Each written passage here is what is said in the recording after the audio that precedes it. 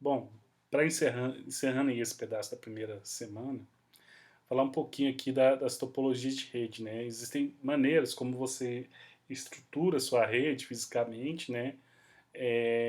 E essas maneiras elas variam um pouco entre si, né? Então, existem algumas topologias. A topologia, basta você ver uma figura explicando a topologia que fica claro o que essa topologia é. Então, existe a topologia de estrela, a topologia de anel, barramento, malha, e existem as mistas, que misturam essas outras aqui. Para conhecer aqui a topologia de estrela, essa é a, vamos dizer assim, a topologia mais utilizada em redes locais. A ideia é que todos os seus hosts, todos os seus computadores, eles se conectam em um único ponto, chamado de concentrador ou hub, né?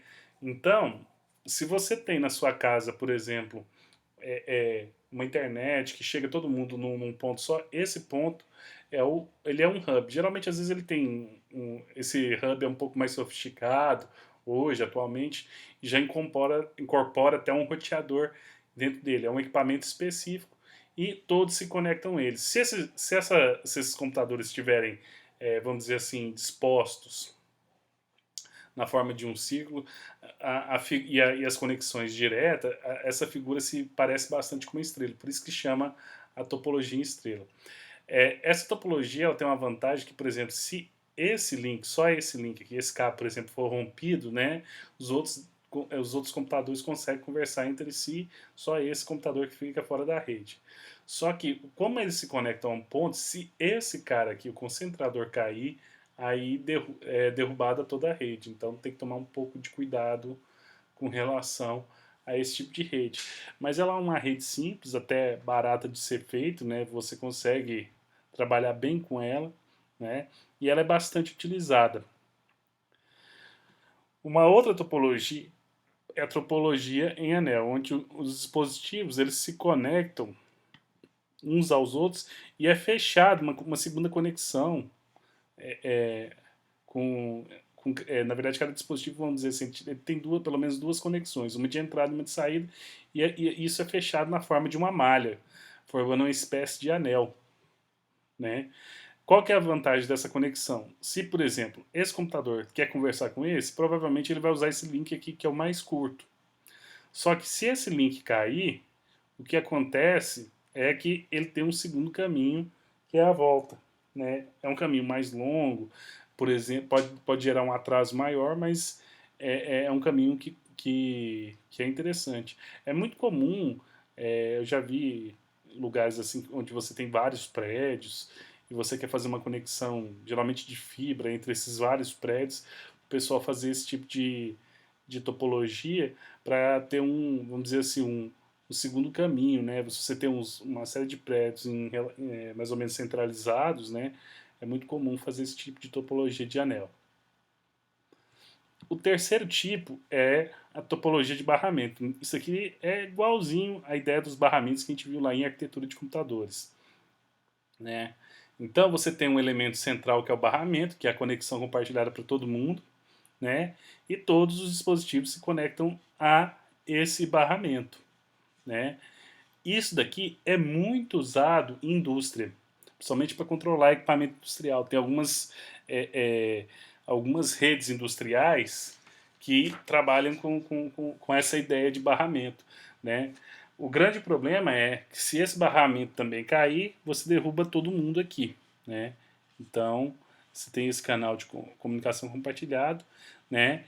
E tem esse caso aí. Um outro problema é que, como todo mundo compartilha o mesmo canal de comunicação, né?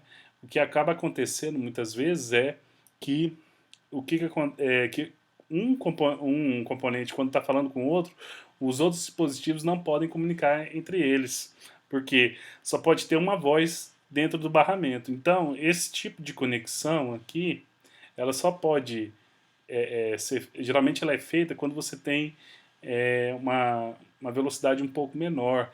Indústria, geralmente, controle industrial, às vezes você não tem necessidade de tanta velocidade, então é muito popular esse tipo de conexão em barramento. E a conexão em malha é uma conexão onde todos os dispositivos se conectam com todos. Então, se você for olhar esse computador, ele tem uma conexão com esse, tem uma conexão com esse, tem uma conexão com esse.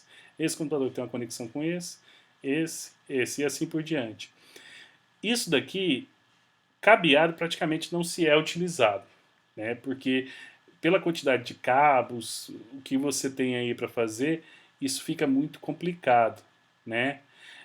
Existe uma tendência atual de se fazer, o pessoal está desenvolvendo algumas tecnologias de rede, tem um protocolo novo que chama Zigbee, ele é relativamente recente, mas ele surgiu um pouco depois do Bluetooth, que são criadas pequenas redes sem fio em malha, tá certo? E essas redes elas são autogerenciáveis e autoindependentes, são o que se chama de rede mesh. Mesh é malha, né? Existe um relativo sucesso desse tipo de rede, tem algumas aplicações específicas, mas não é algo, por exemplo, usado para a internet. Geralmente ela é usada ainda para conectar vários dispositivos entre eles, algumas aplicações em automação residencial, algumas coisinhas bem poucas, mas existem. Mas as conexões, apesar de ter os vários dispositivos com conexão entre todos eles, não é uma conexão cabeada, é uma conexão sem fio, ou seja, você não tem esse custo do cabo, que é o que geralmente inviabiliza a questão da malha. E só um outro item que estava também na apostila, que eu resolvi deixar aqui logo, de cara, são os modelos de transmissão, né? Que é a maneira como que um determinado computador, um host, quando ele vai transmitir uma mensagem, né? Como é que ele define que tipo, a quantidade de destinatários que ele tem. Existem mensagens do tipo unicast. O que é a mensagem unicast? Unicast quer dizer o seguinte, que só vai ter um único destinatário da mensagem. Então, às vezes a mensagem é mandada, é colocada lá na rede, no barramento, mas só uma pessoa, dependendo isso vai estar embutido lá na mensagem, através da mensagem lá dos protocolos, é especificado isso, só uma pessoa que deve, ou uma pessoa não, desculpa, um elemento, um computador, um host, que vai pegar aquela mensagem e vai analisar e processar aquela mensagem. O broadcast seria o quê? O cast amplo, né? Ou a transmissão ampla, né? Então, exemplo de broadcast que a gente tem na vida real é a televisão, o rádio.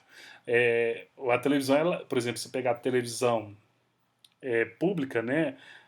Por exemplo, as grandes nossas redes de TV, TV Globo, SBT, Record, Bandeirantes, elas são redes de TV de broadcast, ou seja, elas enviam para um público amplo, ou seja, todo mundo que está lá naquela área de cobertura pode pegar aquela informação e receber ela e analisar.